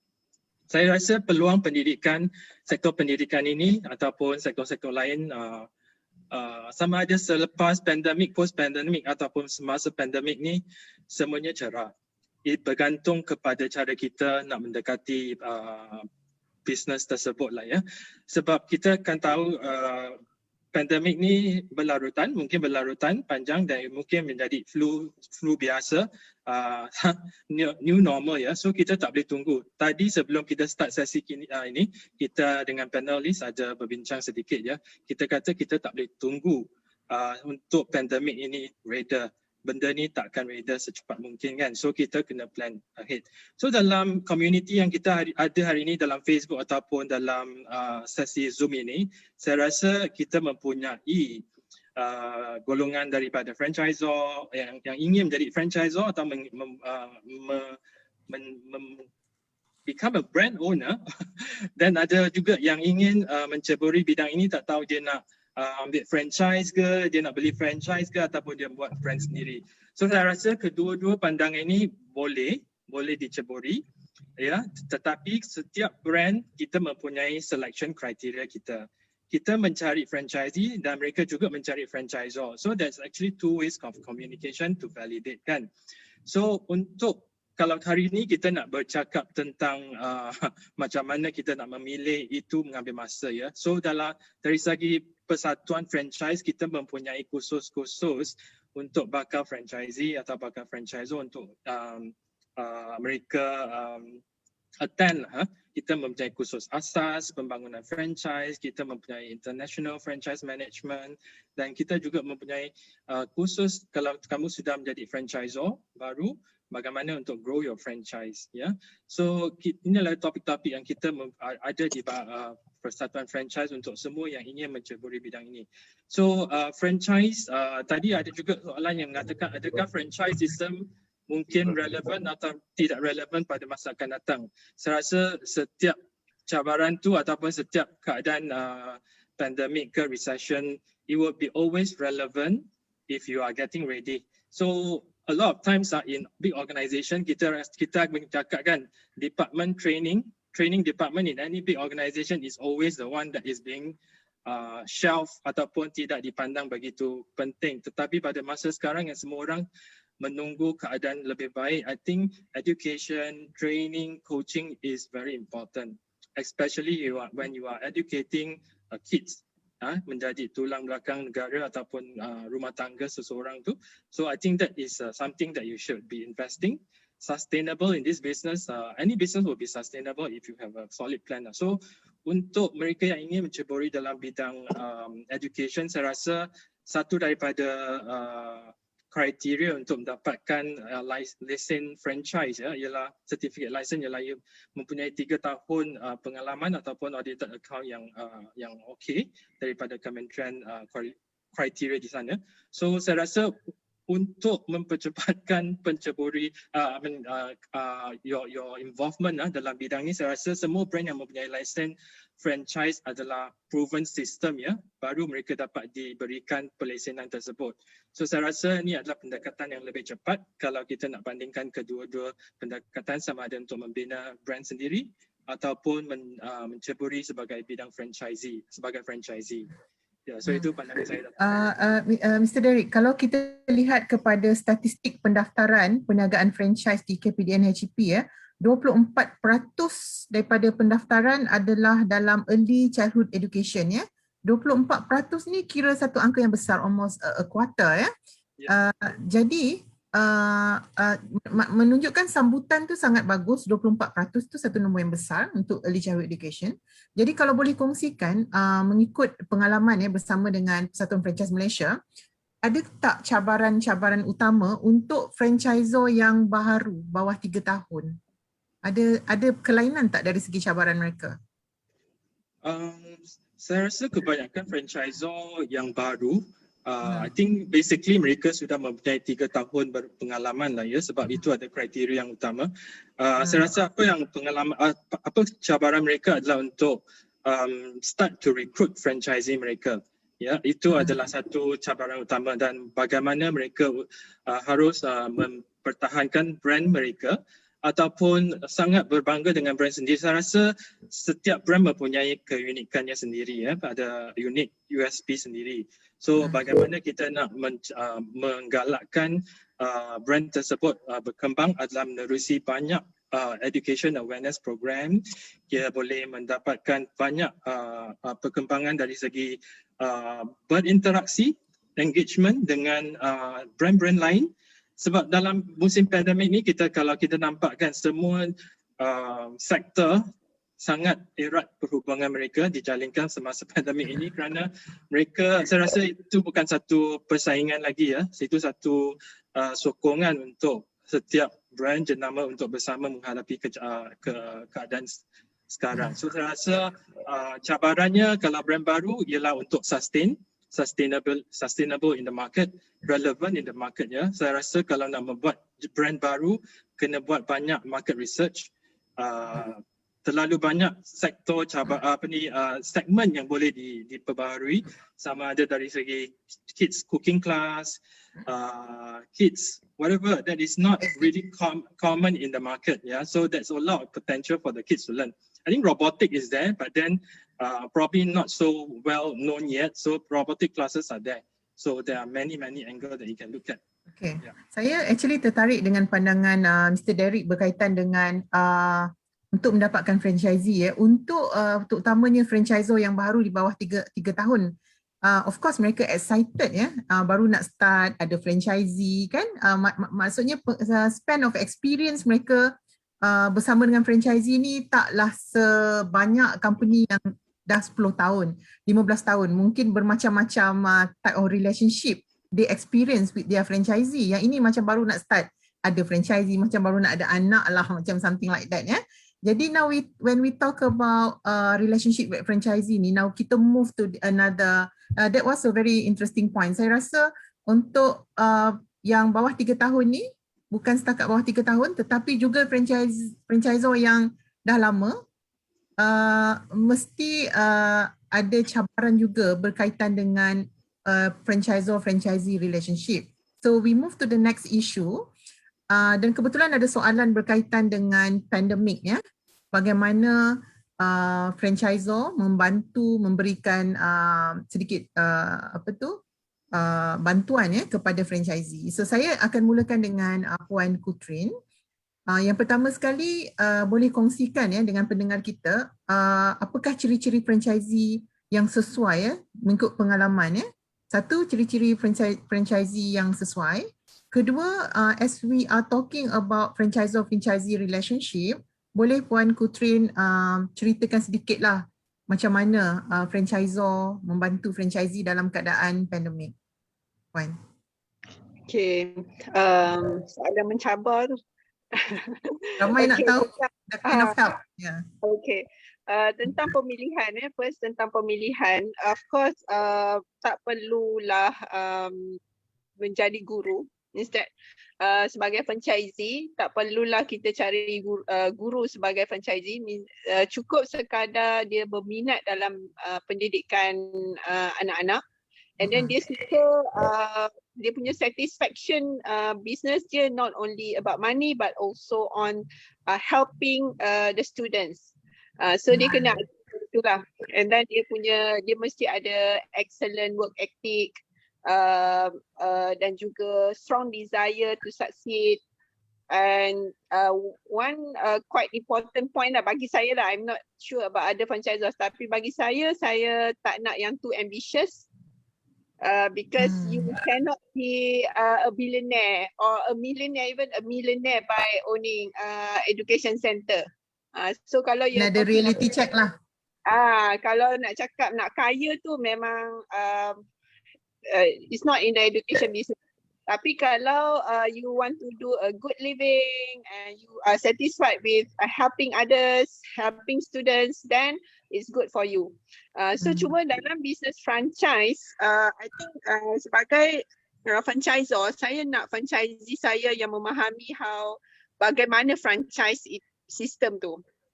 Jadi dia kena faham and dia kena tahu bahawa dia perlu mengikuti proven system yang franchisor buat. Dia ada rules and regulation yang dia Compliance.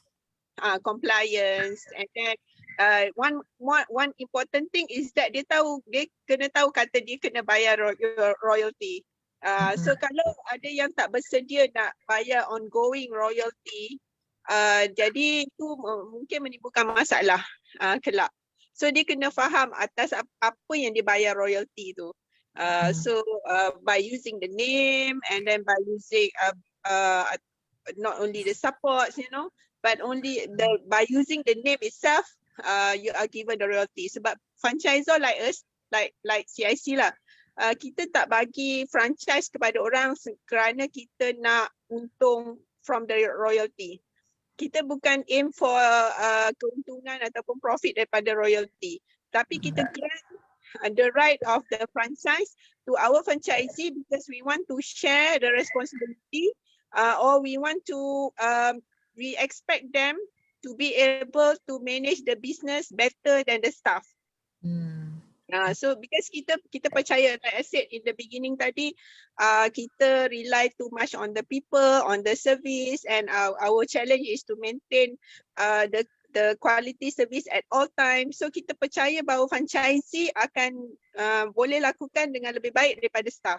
Tetapi kalau franchisee tu tak nak manage business dia, tak nak handle, tak nak tahu masalah customers, tak nak ambil tahu, just nak collect profit, so dia maybe bukan seorang yang layak for this business, I mean for this opportunity lah. Sebab nak dia manage the students. Kalau ikut CIC pengalaman semasa COVID, what kind of helps? Ada some kind of relax ke dari segi royalty? Saya tengok soalan tu tadi. Of course, kalau kita nak expect wave of royalty ke apa, it depends on the franchisor lah. How strong is the franchisor to give the discount or the wave kan. Tapi kalau macam franchisee, kita memang bagi discount on the royalty. Kita tak boleh wave. Sebab it depends on the strength lah. Kalau I believe sebab dia mention one brand yang F&B kan, F&B katanya bagi wave of royalty, probably F&B dia orang boleh bagi sebab dia franchisor also supply the supplies, the material. So jadi dia franchisor akan dapat from certain profit from that supplies also, which make the which sustain the franchisor. So kalau franchisor sendiri atau as the parent tu tak boleh nak sustain, so how can we expect that we can help the children kan? So jadi franchisor tu sendiri kena boleh sustain dan boleh strong, barulah dia boleh nak bagi diskaun ke, nak support ke dan sebagainya. So franchisor itself dalam masa pandemik ni, franchisor sendiri kena ada reserve yang kuat, kena boleh bertahan, barulah boleh bagi semua all those benefit pada franchisee. Tapi of course, like what we did, kita bagi discount in royalty, kita support franchisee kita by helping them on floating their account, whatever that we can help, we would help. But not necessarily on the financial aspect, tetapi juga bantuan dari segi macam system, and then quickly change the syllabus and things like that kan? Yes, definitely. Okay, thank you Puan Qutren. So now go back to Dr. Elise. Dr. Elsie, okay, kalau ikut pengalaman Cambridge English for Life, bagaimana dengan ciri-ciri franchisee yang sesuai, dan juga pada pengalaman COVID-19, what kind of sort of helps given to the franchisee? Okay, tapi sebelum itu boleh saya go back to one question which Cik Derek yang answer tadi, berkenaan dengan yang hendak mendirikan brand sendiri ataupun mengikut franchise? Traditional, conventional or franchise? Yeah. Okay, atau you see, kita ni bukan wake up one day and we become 20-year-old franchise, 25-year-old and 35-year-old franchise. Kita juga melalui perjalanan itu when we were only 3 years in the market, 5 years. Growing pains. Yeah. Yes. So, but I want to share sebab saya bergelar orang yang berjiwa guru ni, saya want to share. What's the dream? If that is your dream, then you cannot stop pursuing your dream. But you cannot give up. Don't you dare give up halfway. Itu yang penting. You know, you have to chip at it. Dato Sri, Qutren, and we have had our blood, our tears. You know, we also had our joy. We bask in the joy of our franchisee success, of our student success. But before you want to talk about, I'm going to develop a brand. Yes, ask yourself, where do you see your brand in 5 years? Where do you see yourself in 10 years? What are you going to do about your brand? Do you know what it takes to build that brand? Okay, and if your partners, your business partners leave halfway, are you still going to pursue your brand? Then we talk about the dream. Okay, CFL had like 5 different sets of directors, but I have never given. I'm still there. You see, because that is what building a dream is all about, building your brand. You know, you want everybody to use your brand, you want your brand to be out there, but as Qutren says, you don't hope to buy your BMW or your 7 Series in the next 5 years or because someone is using your brand. No, that doesn't happen in the education industry. The satisfaction is immeasurable, not in financial terms. Okay. Now, untuk ciri-ciri franchisee, are they having the same aspiration like you? It is up to the franchisor to also motivate. But franchisees must understand you cannot use my brand and hope that when you open your doors, there will be a queue, you know.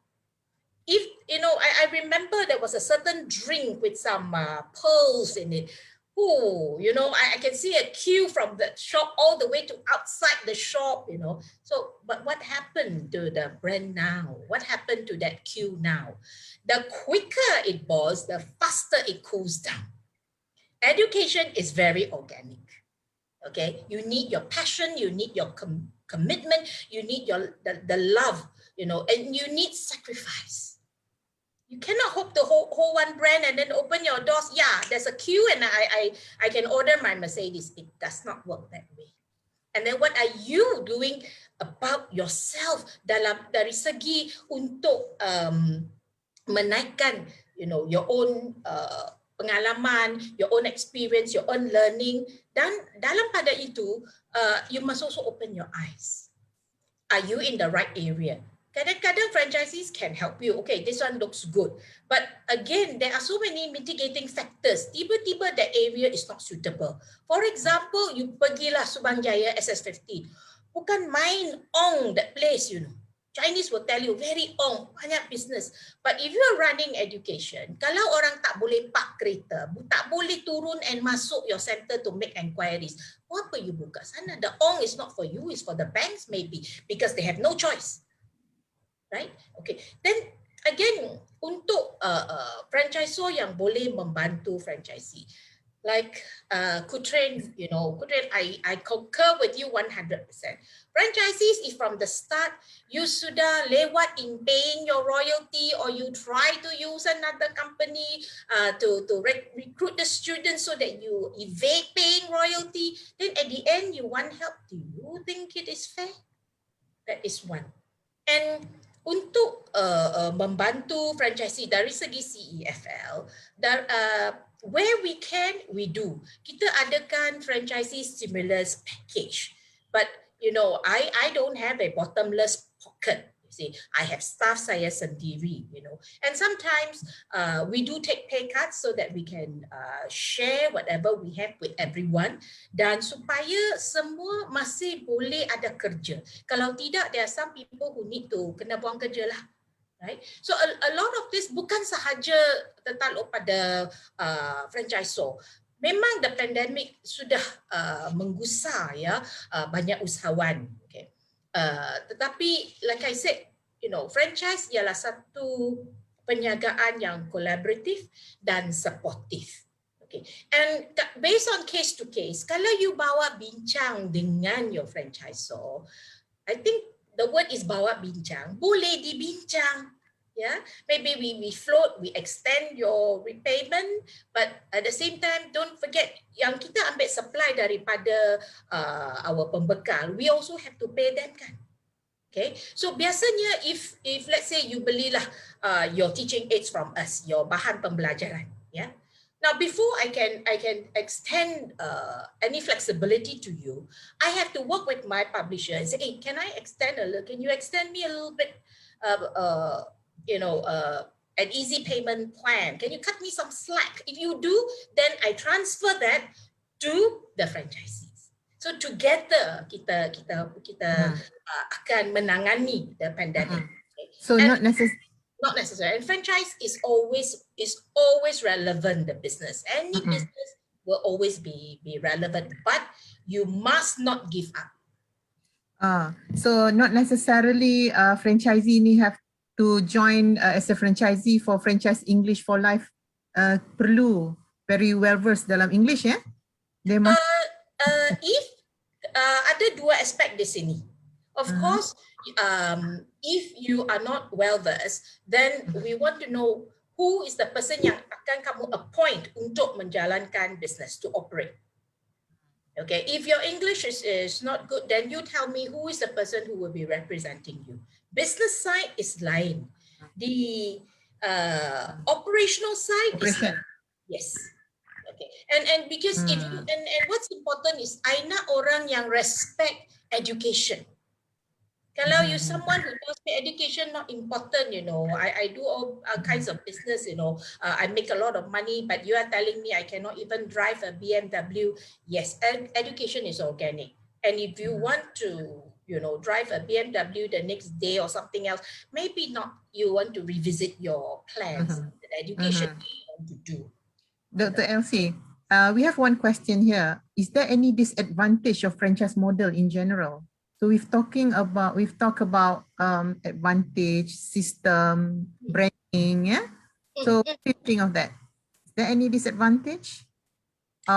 Let's talk about the advantages first. The disadvantage are always thought of after people feel disgruntled and they don't fully understand the business.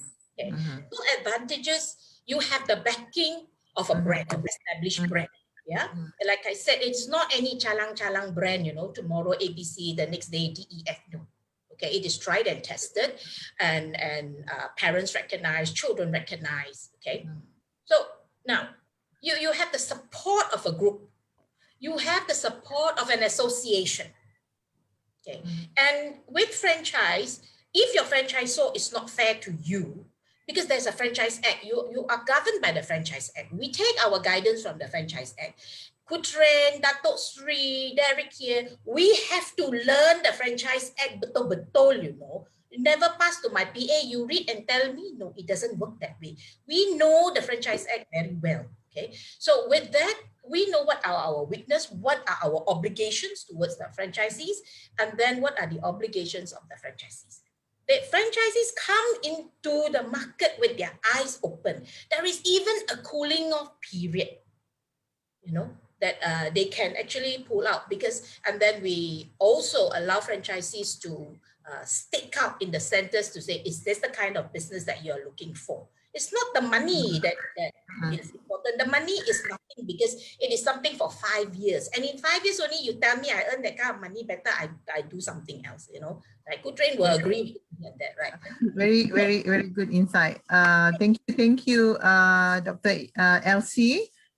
We go back to Datuk Sri. Datuk Sri? Yes. We have one question here. Hang on, let me check. During pandemic, how do we choose actually, going for franchisor yang very well known in terms of the branding, or going for the cost because customer nowadays, they go for fees, lower fee. What do you think about that? Well, of course, branding doesn't mean that it's the best, Branding, famous brands often I mean, they have some sort of quality behind what they do, you know, perhaps the design or whatever. But at the end of the day, it is not just branding alone. It's how, what contents, what do you get out of it at the end of the day, right? And if you look at it again, pricing, not all pricing actually means it's better quality or lower quality in the sense, you know. It all depends on what you offer, right? Now, I mean, today we can see a 2 ringgit nasi lemak tastes better than a 15 ringgit nasi lemak, you know.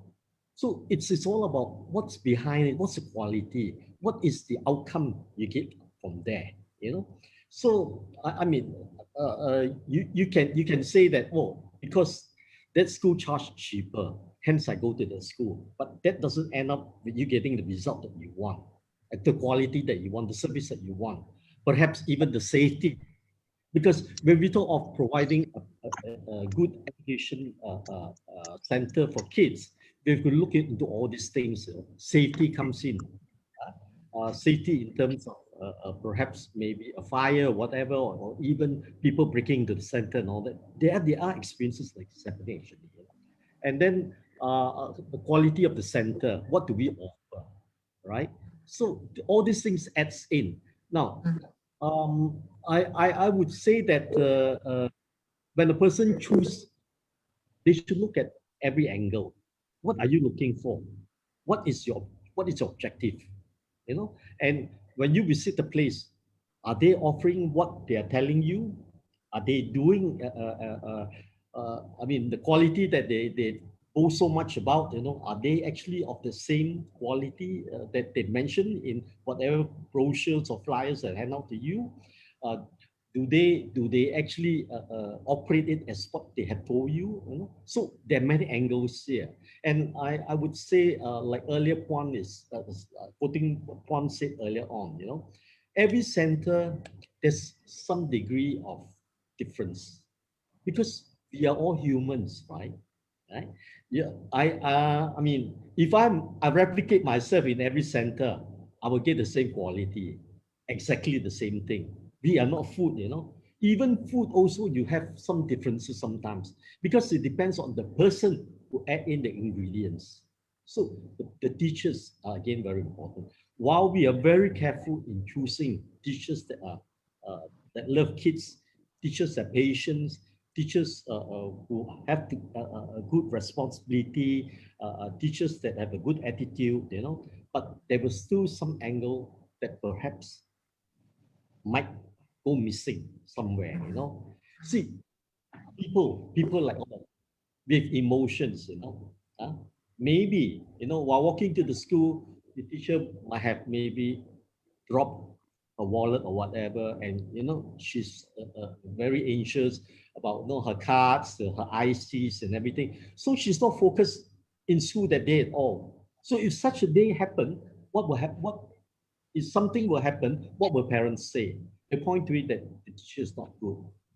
It's not actually. I mean, we have to understand the situation behind it. You know, everybody has their own blue day. You know, a day that things might happen. So you are saying that generally picking a school is very important. Go and see yourself. Believing yourself. You know that you felt you're confident. What they say is what the offer is what they say. You know, not offering you something but saying something else. You know, you get a full thing out of it, a full meal, put it this way. I mean, again, coming to it, when we compare 2 ringgit and the 10 ringgit nasi lemak, the 2 ringgit comes with perhaps only sambal, you know, nothing else. Maybe 2 pieces of cucumber. Whereas the one comes with 10 ringgit comes with a piece of chicken, right? But the way it's cooked, it doesn't taste as good as the one just with the sambal, right? So you get all the aspects. Yeah, so Dato', so you are saying that we should not be solely looking at the fees. We should not be solely looking at the branding. There are many factors that we have to look at, and most importantly, the market segmentation, what we look for, things like that. Okay.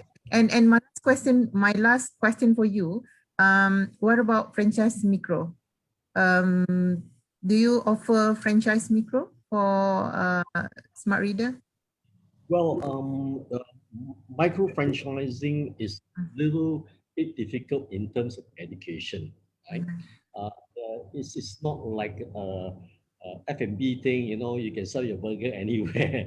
You come for set up a class somewhere. I mean, there's a home tutor. It's not a school anymore. But I mean, we do explore. We also explore. I mean, if we look at it, yes, we are offering our quality education, but only the children in the urban areas are enjoying it. Because in rural areas, they can't afford to set up a school, they can't afford to pay the fees, their earnings are much lower than people in the city. So we are studying into that aspect also. Still studying, yeah. Yeah, Okay. we can't be, I mean, to me, I've always emphasized, you know, in education, you need to strike a balance. Well, you need profit to survive. You need funding to go on. But on the other hand, your responsibility is to the rakyat, to the people. We have to give them what we promised education. We can't be saying that we take the money and forget about the rest, you know. But we have to strike a balance here. So, in a way, I think it's important that, you know, we want also the kids in the rural areas, you know, they are getting some form of quality education. It might not be as per se in the city. I mean, just like micro franchising, yeah. In a restaurant, it's grand and everything, but in a mall, that thing is a push cart or whatever, just walk by and pick up something to eat. That's all you want, right? So in the same way, if we can explore, you know, and we would be doing a big help, a big CSR program here, you know. So we need to strike a balance here. Yeah, thank you, Dato. Thank you. Okay, so we are quite running out of time. My last question to Puan Qutren. Okay. What about for CIC in terms of micro franchising, and as well as what changes have you made? What you want to tell to our audience out there? Okay, tentang franchise micro, kita cuba adjust, of course, memandangkan kita cuba memberi yang terbaik dan juga cuba memberi peluang perniagaan kepada golongan B40 dan M40. So saya cuba reduce kita punya cost, especially on the setup of the center. Kita boleh buat center yang lebih kecil dengan minimum renovation. So and then tapi kita target bandar-bandar kecil saja. Bandar-bandar kecil saja, tapi after all bila kita buat bisnes, macam saya kata tadi, kita kena question diri kita, ada tak customers? So customers dekat bandar-bandar kecil tu, adakah mereka bersedia untuk menerima kita punya produk ataupun kita punya package of education? And it comes back to the fees, whether they want afford ke tak untuk bayar fees kita kan, macam tu. Jadi yang tu kena ni lah. So bagi package micro yang kita offer, kalau biasanya di bandar-bandar besar ni, kita untuk membuka CIC kita perlukan dalam 200,000 hingga ada yang besar sampai 700,000. Tetapi yang franchise micro ni kita minimizekan bawah 100,000, ada yang kita boleh minimize sampai 75,000. Dia bergantung kepada premis tu lah. So kalau modal kecil, kita buat premis tu lebih kecil. Macam tu. So memang ada kita wujudkan peluang tu. Cuma kepada bakal franchisee di luar sana, mereka boleh hubungi CIC where leaders are born untuk dapat tahu tentang package ni. Bagi bapa pula, berkenaan dengan soalan Prof kepada Datuk Sri tadi, tentang harga, berkenaan harga pilihan parents memilih harga yang murah atau yang branding. Bagi saya setuju sangat dengan Datuk Sri. Yang penting adalah value. So jangan kita, cuma saya nak tambah, jangan kita gemar yang murah, tetapi at the end of the day, apa yang diberi adalah zero ataupun apa yang diberi value yang ada adalah kosong. Berbanding dengan kita nilai tengok mungkin sedikit mahal tetapi value yang dapat itu jauh lebih besar berbanding yang murah tetapi zero ataupun malah kadang-kadang negatif lagi. Kan mungkin negatif. Masih duit.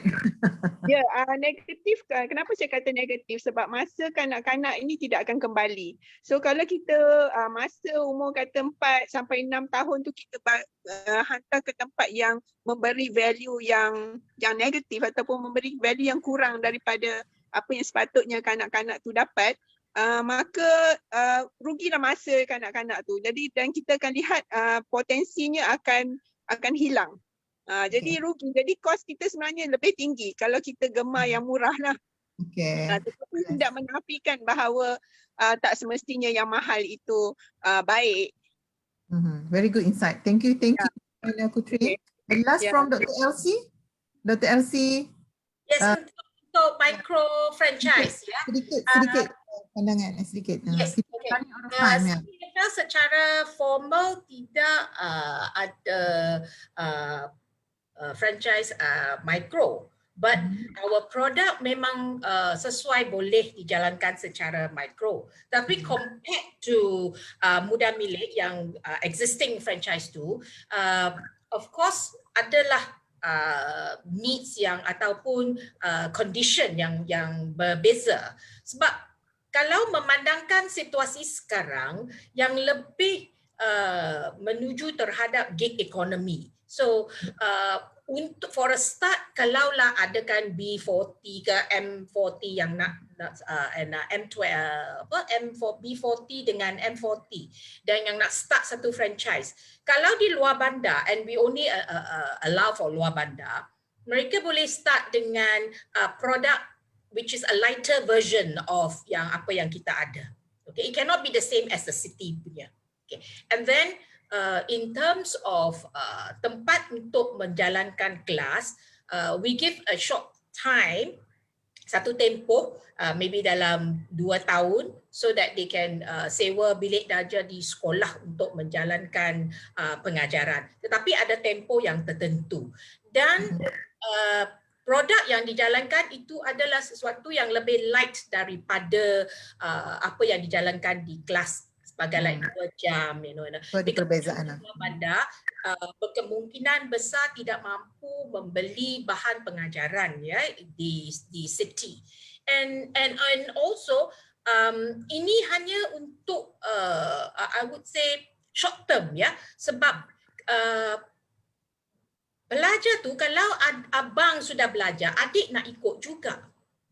Ya, so then kurang sesuai kalau sentiasa menyewa bilik darjah, sebab pendidikan harus memenuhi kriteria atau garis panduan yang telah disetkan oleh MOE. So kita bukan sahaja ya terhadap KPDN.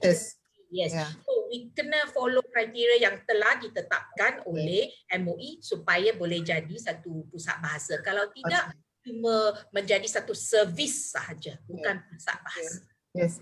Thank you Dr. Elsie. So ini saja masa yang kita ada untuk sesi webinar kita pada hari ini. So daripada apa yang telah dikongsikan, so saya nampak sektor early childhood education ini kita harus mempunyai very strong filosofi, dan daripada yang telah dikongsikan dari semua speakers ni, spirit to educate tu profound, sangat tinggi lah ya.